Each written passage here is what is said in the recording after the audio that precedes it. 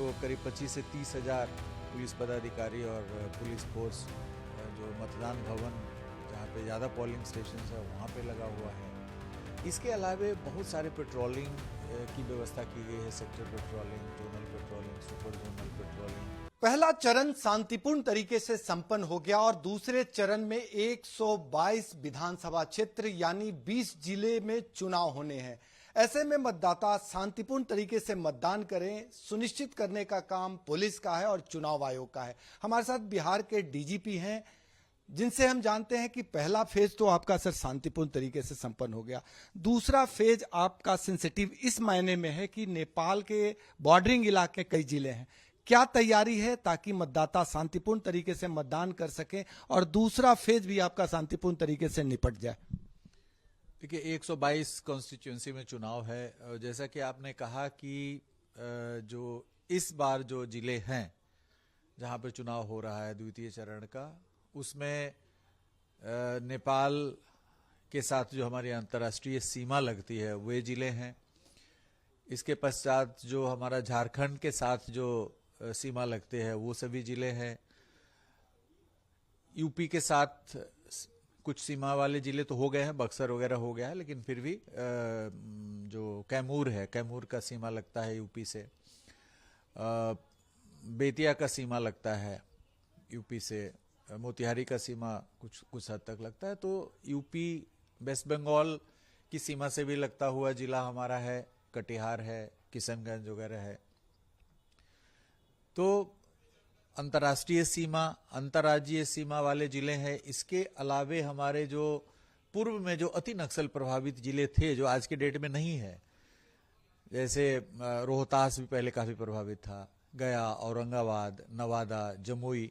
तो जो झारखंड की सीमा से जो जिले लग रहे हैं, जिसमें उग्रवाद की बहुत बड़ी समस्या कुछ वर्षों पूर्व तक थी, आज की तिथि में तो Rohtas legacy and thrust district के रूप में भी नहीं नामित है। पूरी तरीके से नक्सल मुक्त हो चुका है, भभुआ नक्सल मुक्त हो चुका है। तो उन इलाकों में भी है जहां पे एक जमाने में नक्सलिज्म काफी प्रखर ढंग से उसकी मौजूदगी थी। तो काफी संवेदनशील है। प्रथम चरण की अपेक्षा द्वितीय चरण के जो जिले हैं वो ज्यादा संवेदनशील हैं। कुछ इलाकों में रिवराइन एरिया भी है। इन सभी चीज को दृष्टिगत रखते हुए हम लोगों ने 150 अत्यधिक कंपनी की डिमांड की थी, जो हमें मिल गया है। तो प्रथम चरण में करीब 1500 अर्धसैनिक बल की तैनाती की गई थी। द्वितीय चरण में 1650, 150 कंपनियां अधिक हमें मिली हैं जिसकी तैनाती की गई है। इसके अलावे जो प्रथम चरण में हमारे राज्य के अपने रिसोर्सेज से जो भी बल लगे थे, उतनी संख्या में बल लगी हुई है। प्रत्येक बूथ पर जो एक एक पंक्ति लगाने के लिए लगता है, उस करीब 45-46 हजार हमारे जिला पुलिस बल और गिरिरक्षा वाहिनी के बल लगे हुए हैं। करीब 25-30 हजार की संख्या में हमारे जिला बल जो जिन भवनों पर, मतदान भवनों पर बूथ की संख्या अधिक है, वहां पे हम लोग राज्य के पुलिस बल से भी उसको सप्लीमेंट करते हैं।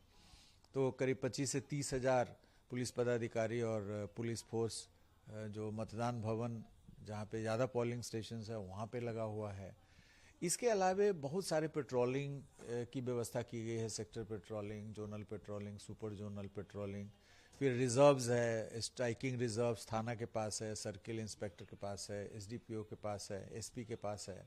तो इन static surveillance team, border check post, ये सब कार्यरत अभी से ही है। कल रात्रि के दौरान भी और कल पूरे दिन में फ्लैग मार्च, रूट मार्च, जो नक्सल प्रभावित इलाके पुराने रहे हैं वहां पर पूरे एरिया को सैनिटाइज किया जा रहा है। एसटीएफ की हमारी टुकड़ियां पूरी लगी हुई है, लगातार एरिया को सैनिटाइज कर रही है। हॉर्सेस के जो स्क्वाड्स हैं, अश्वारोही दस्ता है, उनको 16 जिलों में प्रतिनियुक्त किया गया है कि जहाँ पे रिवराइन एरिया है, दियारा एरिया है, जहाँ पे सड़क मार्ग नहीं है, वाहन नहीं जा सकते हैं, उन एरियाज में, जैसे बगहा का रिवराइन एरिया में कल सुबह से ही सभी हॉर्स स्क्वाड्स पेट्रोलिंग शुरू कर दिया है। हमारे बॉम्ब डिस्पोजल के स्क्वाड्स भी हर जगह तैनात कर दिए गए, हर जिले में 2-2, 3-3। सो दैट कहीं कोई अफवाह सूचना बॉम्ब वगैरह की मिलती है तो तुरंत वहाँ पे पहुँच करके उसको आइडेंटिफाई करें, लोकेट करें, डिफ्यूज़ करें। इसके अलावा एसडीआरएफ की टीम लगाई गई है, करीब 90 बोट एसडीआरएफ का है जिसको लगाया गया है, और 400 एसडीआरएफ के प्रशिक्षित जवान लगे हुए हैं। जहां कहीं इस तरह का दियारा क्षेत्र है, रिवराइन बेल्ट है, रिवर क्रॉस करके मतदान कर्मियों को, सुरक्षा बलों को जाना है तो वहाँ एसडीआरएफ की भी तैनाती की गई है। तो पूरी तैयारियां कर ली गई है। जो एसटीएफ में हमारा ड्रोन सेल है, ड्रोन से भी हम लोग निगरानी रख रहे हैं।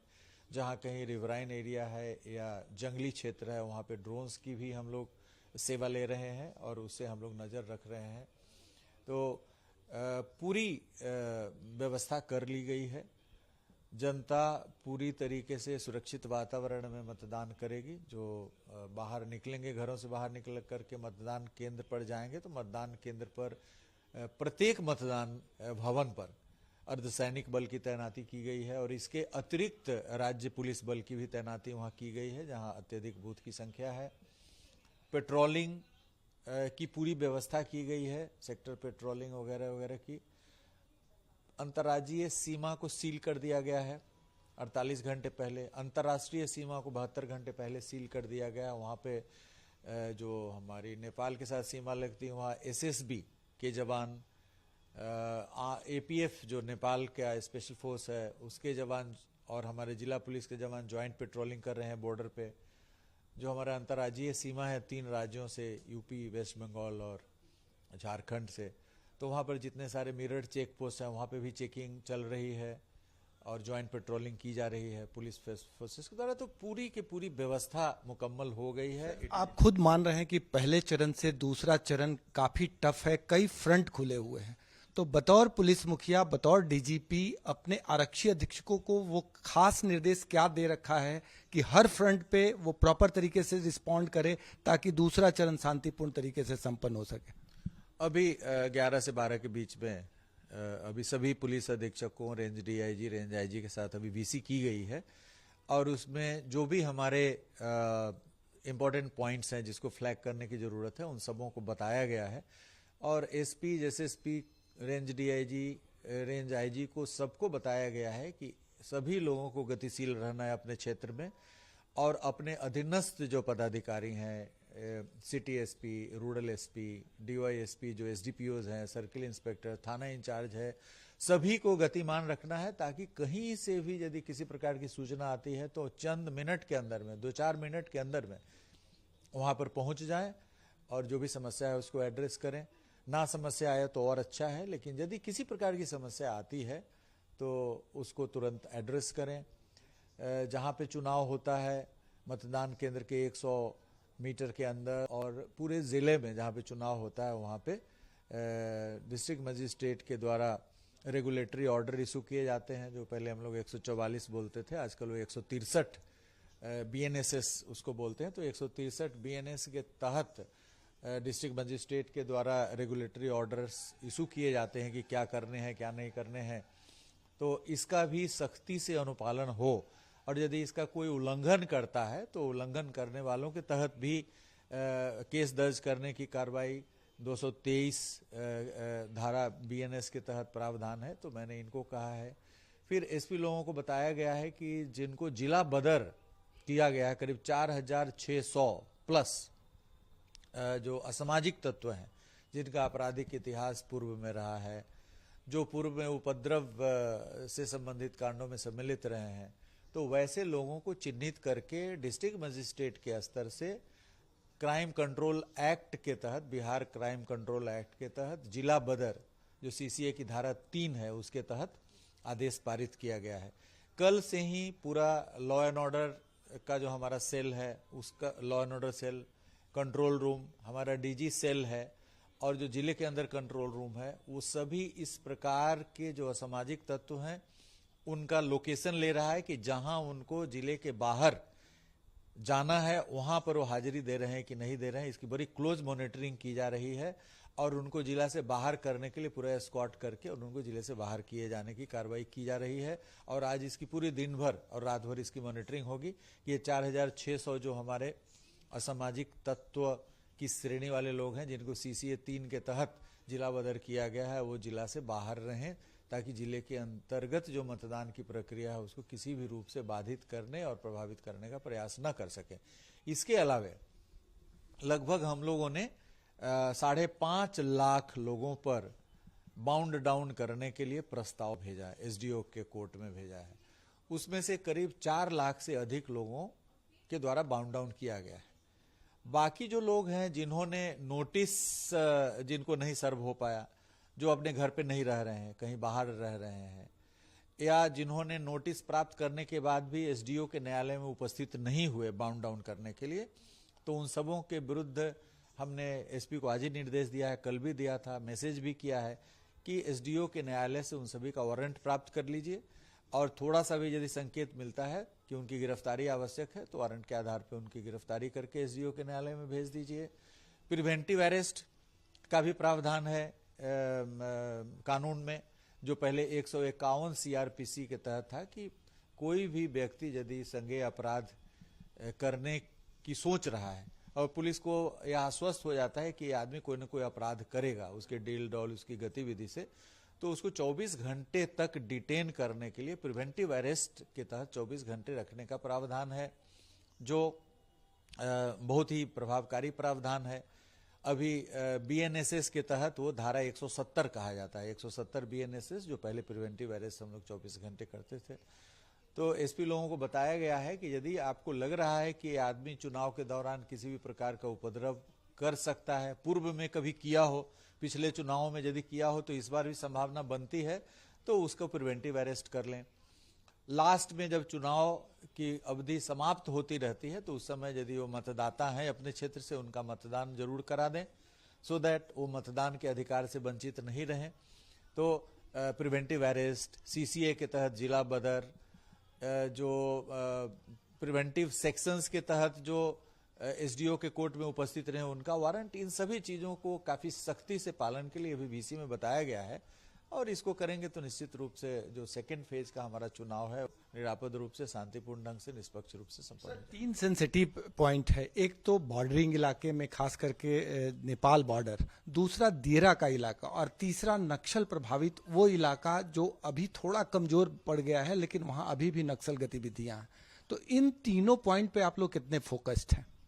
पूरी तरीके से फोकस्ड हैं और करीब 3-4 दिनों से जितने नक्सल एरिया वहाँ पे हमारे STF की टीम और जो एरिया डोमिनेशन के लिए हमें CFEF की जो कंपनी मिली है वो पूरा अहरनिश कार्रवाई कर रही है। कल भी जो गया क्षेत्र में जो नक्सल प्रभावित इलाके है तो वहाँ से डीमाइनिंग की कार्रवाई STF के द्वारा, CFEF के द्वारा की जा रही है। एक एक चप्पे चप्पे की जांच की जा रही है, पहाड़ियों, तलहटियों सभी की जांच की जा रही है और पूरे एरिया को सुरक्षित किया जा रहा है, सो दैट जो मतदान दल है वो सुरक्षित रूप से वहां पहुंच सके, किसी भी प्रकार की कोई घटना की संभावना नहीं रहे। पूरा तैयारी किया जा रहा है, पूरी तैयार किया जा रहा है एरिया को। सर, मतदाताओं को लेकर एक परेशानी होती है कि मतदाता या तो दुर्गम या सुदूर गांव देहात में होते हैं या दियरा इलाके में होते हैं, तो उन्हें डराया जाता है, धमकाया जाता है, मतदान केंद्रों तक पहुंचने से रोका जाता है। तो क्या इसके लिए भी पुलिस प्रॉपर तरीके से रिस्पॉन्ड करेगी और करेगी तो कैसे करेगी? देखिए, प्रथम चरण के मतदान में हमारे पास एक भी सूचना नहीं आई। मैं काफी एक्सेसिबल हूं, हमारे पास लगातार लोग फोन करते रहते हैं, मैसेज करते रहते हैं। एक भी मैसेज, ना तो मैसेज आया, ना किसी ने फोन किया कि हमें मतदान करने से रोका जा रहा है। हर व्यक्ति के हाथ में मोबाइल है और मोबाइल से लेकिन एक सिंगल सूचना नहीं आया किसी मतदाता के द्वारा कि हमें मतदान करने से रोका जा रहा है। और जो द्वितीय चरण है उसके लिए आपको मैं तस्वीर भी दिखा सकता हूं, मेरे पास वीडियो है, कल सुबह से ही पूरे वीडियो आ रहे हैं हमारे मोबाइल पे कि कहां पे क्या कार्रवाइयां चल रही है। कल सुबह से ही जितना दियारा क्षेत्र है सब में हॉर्स पेट्रोलिंग चल रही है, पूरे एरिया को रौंद मारा है हमारा हॉर्स वालों ने। और इसके अलावा STF की और CFEF की टीम, हमारे जिला बल की टीम, सभी पूरे एरिया में 3 दिनों से कार्यरत है और लगातार वहां पे पेट्रोलिंग चल रही है। जो वल्नरेबल एरियाज है वहां पे कार्रवाई चल रही है। जो पहले के अपराध कर्मी हैं, जो कॉन्ट्रैक्ट किलर्स हैं, जो इस तरह के लुटेरे हैं, डकैत हैं, उन सबों के घर पे पुलिस की टीम जा रही है, वेरीफाई कर रही है, और इस सिलसिले में हमको लगता है कि कल भी आधा दर्जन हथियार मिला है वही सत्यापित करने के क्रम में। वो कोई अपराध नहीं किए हो, लेकिन सत्यापन किया गया उनके घर में कि घर पे है नहीं है, उसी क्रम में उनके घर से हथियार भी मिला है कई जगहों पे। तो असामाजिक तत्वों पर पूरी हर दृष्टिकोण से उन पर नजर रखी जा रही है, और जो वल्नरेबल एरिया है, संवेदनशील एरिया है, वहां पर एसटीएफ की टीम, सीएपीएफ की टीम, हॉर्स पेट्रोलिंग वगैरह वगैरह सभी प्रकार की तैयारियां की जा रही है। वहां पे एरिया को एकदम शांतिपूर्ण ढंग से, शांतिपूर्ण स्थिति में रखने का प्रयास किया जा रहा है। आखिरी सवाल सर, मतदाताओं को आश्वस्त करना चाहेंगे हमारे चैनल भारत एक्सप्रेस के जरिए कि आप डरे नहीं, मतदान करें। यदि आप किसी समस्या में आते हैं तो उसके लिए पुलिस खड़ी है, और बतौर डीजीपी हम ये आश्वस्त करते हैं कि यदि आप किसी समस्या में हैं तो तत्काल पुलिस को इसकी सूचना दें। प्रथम चरण में जनता देखी है कि कहीं से किसी भी प्रकार की असुरक्षा के दृष्टांत नहीं आए हैं, और यह शो करता है कि एक भी हमारे कंट्रोल रूम में भी कहीं से भी ये आया कि हाँ ईवीएम खराब है, लेकिन कहीं से ये नहीं आया कि वोटर को कोई भी पक्ष रोक रहा है। और मैं स्वयं 3-4 जिलों में भ्रमण किया था प्रथम चरण में, छपरा, मुजफ्फरपुर, वैशाली वगैरह, एक राउंड लेके आया था। तो वहां पर कहीं पे भी एक भी व्यक्ति कहीं से नहीं आया, और रुक करके हम लोग बूथ के सामने 2-4 मिनट रुके हैं, कहीं से एक भी आदमी नहीं आया कि सर यहाँ पे मतदान में किसी प्रकार का बाधा पहुंचाया गया है। तो इस बार का चुनाव ऐतिहासिक चुनाव है। मतदाता को रोकने के दृष्टांत कहीं से प्रथम चरण में नहीं आए हैं। मतदाता एकदम भयमुक्त होकर के मतदान उन्होंने किया हुआ है, जिसका यह नतीजा है कि मतदान का प्रतिशत इतना अधिक रहा है।